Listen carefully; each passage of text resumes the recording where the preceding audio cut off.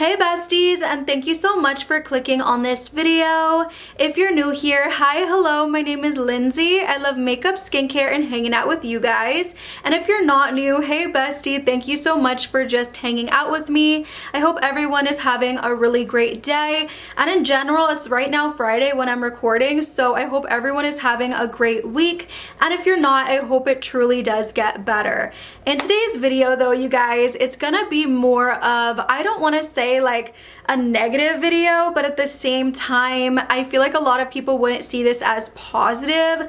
I try so many makeup products, you guys, every single day, beauty in general products, but today we're focusing on makeup, and a lot of times I end up loving the new products I try out, but sometimes, you guys, there are some bad apples, or at least apples that to me I don't have use for with my desired makeup preferences. So we're gonna do a video on that today and just kind of talk about those products and why they didn't work out for me. Now, I just want to say everyone's face is different, everyone's makeup preferences are different, so if I talk about a brand that you love so much, I don't want any negativity in the comment section. These are just my opinions. We can definitely talk about, you know, why it might work for you and why it doesn't work for me down there. I love healthy debate, but other than that, I want it to be a super positive space. So let's jump in, besties. My freaking light that I have to the left of me literally just fell on me, so I kind of have to just bring myself back. It's like I'm already getting karma for talking bad about these products. But the first one is the gloss strip from Kylie Cosmetics, which looks like this. So with the gloss strip, my biggest concern about it, and this one is in the shade Besitos, which is a beautiful watermelon pink.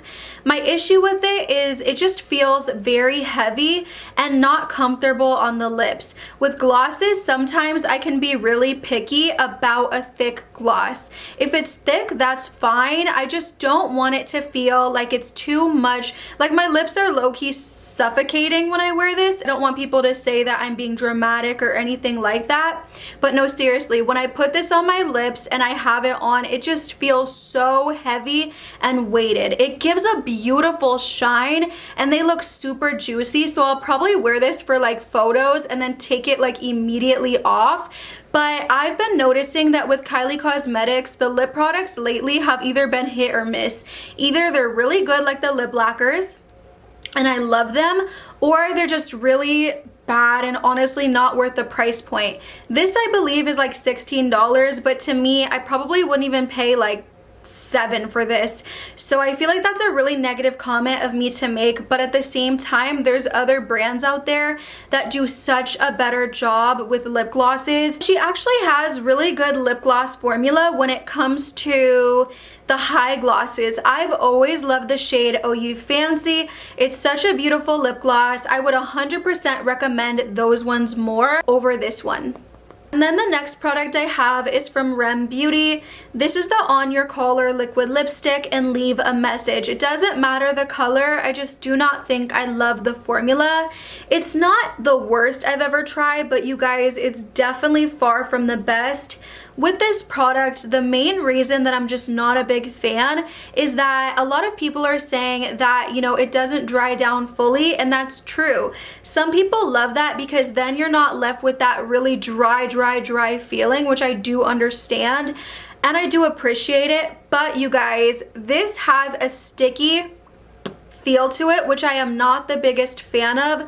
The other liquid lipsticks I do love do not have, so for that reason, I'm just not the biggest fan of it. I barely love liquid lipstick as it is. One positive though, to keep this video a little bit more, you know, positive, that I will say is I do love the applicator. So if the formula was a little bit different, I would not mind the lipstick, but I'm just not the biggest fan of it, you guys. I have to keep it real. I said it in my review. I'm gonna say it right now. It's just not my favorite out of the bunch. This next product is from Jaclyn Cosmetics. Again, I know that I am walking on eggshells because this is a very popular brand. very popular person, and I do love Jaclyn, but you guys, I have to say I do not like this Jaclyn concealer. I don't know the exact name of it. It is, I can't even read that, you guys, to be honest, which is bad. I need to get a new prescription for my contacts, but y'all know what I'm talking about. Y'all know I don't like this, but the reasoning behind that is because I truly did try to get this to work for me. I tried a bunch of different methods. I have to say this concealer is not what I would expect, and because I love Jaclyn so much and do watch her videos, or at least when she was putting out a bunch of makeup content, I loved it so much. I know she could do better than this, and it just makes me really sad. I feel like with the concealer, maybe if you had like really, you know, oily skin, you'd like it a little bit more than me, but me with dry skin, this dries down super quickly. It leaves my under eyes looking really not good, and more than anything, it was really odd because when I would go to blend it out, no matter if I blended it out right away or not, I always felt like there was this really odd line of demarcation where like my concealer and my foundation like ended. It was really weird and unnatural, and if there's one thing I love when it comes to concealer, it has to be super blendable and it has to be super seamless. Like I don't want you to tell like where the foundation is and then where the concealer is, if that makes sense. I just want it to be a really beautiful ombre, and with this it just was not that. It was just a hot freaking mess. Her skin tint she came out with is a little bit better than this though, so I would recommend that over this in a heartbeat. I have the video on my channel of this if you want to check it out, of the review, if you're interested in it because you want to support Jaclyn. I just personally do not love this one, so this just did not work out for me. And the next product I have is from Rare Beauty. These are some of like the most popular brands I'm talking about, but you guys, this Liquid Touch Concealer, I don't like it. I do not like it. To be fair, I don't like the color I chose.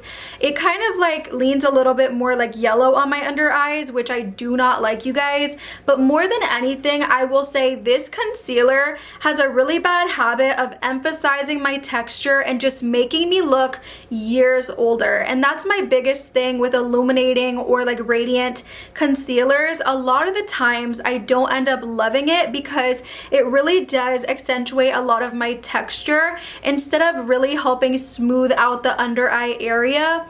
A really great concealer I feel is very hydrating and also still leaves me looking really beautiful and glowy is like the e.l.f. hydrating one. That one does a great job of, you know, leaving me super hydrated and radiant still, but also at the same time leaving me very snatched. So I do appreciate that one. This one did the opposite of that, and I just can't stand it, and I've tried it multiple different times. I've heard people rave about this concealer and it just doesn't work for me. I have a lot of texture. If you don't have a lot of texture, you may love this, but for me, someone that does have a good bit of it, you know, especially like near the under eyes, you guys see that? I need something that is really gonna help me out a little bit more than I do feel like this did. And this next product is something I think could have been so great, but it just wasn't, in my opinion, and that's the Laura Mercier Tinted Moisturizer Blush. I have mine in the shade Selfbound, which looks like this. The biggest letdown to me about this product is that it claimed to be a really moisturizing product, but it was not. This product will dry down on you in seconds, so if you just have to have it, if you buy it, I would suggest going cheek by cheek, because if you put it in one cheek and then go on to the other cheek, maybe you want to put it on your nose a little bit and then you try to blend it out, you're gonna have a hot mess on your hands, and I'm speaking from experience. This product was not hydrating, was not nourishing. It did not give that wet, beautiful look I look for. I don't mind when a product does dry down though, because then I feel like it's going to last all day, but I really don't care about that because the product itself, when you do blend it, I don't care. Fingers, brush, sponge, anything, it's splotchy. I could not get this to work for me, and it's just such a letdown because the product itself, like the color is beautiful.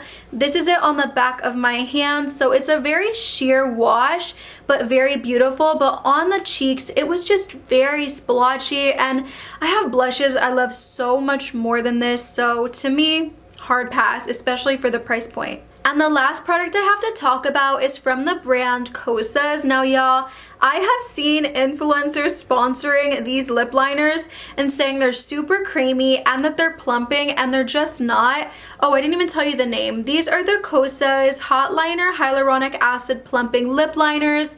I have two shades. I have the shade 100 and I also have the shade Max. Now Max is pretty, but I love the shade 100 so much. I've been using it a lot just because the shade is so beautiful, and this is what the product looks like. So I will say I get a really beautiful precise line with these products. They are retractable. The one thing that bugs me with these lip liners is that they claim to be hyaluronic acid infused and also plumping, and they're dry and they don't plump. So for that reason, it just doesn't work out for me, because I feel like I bought it because it was supposed to be a plumping lip liner. I'd never tried one of those before and I was very excited, and I don't think I've ever tried a lip liner that had hyaluronic acid either. So I was expecting something to be very plumping, give me a little bit more of like that juicy look, but also with that, you know, plumping sensation, and I just didn't get that from this. I got lip liner, like a little bit more on the dry side lip liner. So it's good because you get control, but at the same time, if you want something that is, you know, gonna be more hydrating, this is not your girl, and I just got to keep it real with you on that. So that was the video, besties. I hope you enjoyed. I hope I wasn't too negative within this video. I wanted to keep it really quick and to the point as well. I don't know, I feel bad doing these kind of videos, but at the same time it's kind of fun because I'm always talking so positively about all the products I try, but in reality there are some duds, or at least some products that I feel like for the marketing of them, it just didn't make sense to me. So yeah, besties, if you enjoyed this video, please leave it a like, comment, subscribe, all the good stuff. Let me know other video topics you'd want to see from me, and I will see you in the next one, besties. Bye!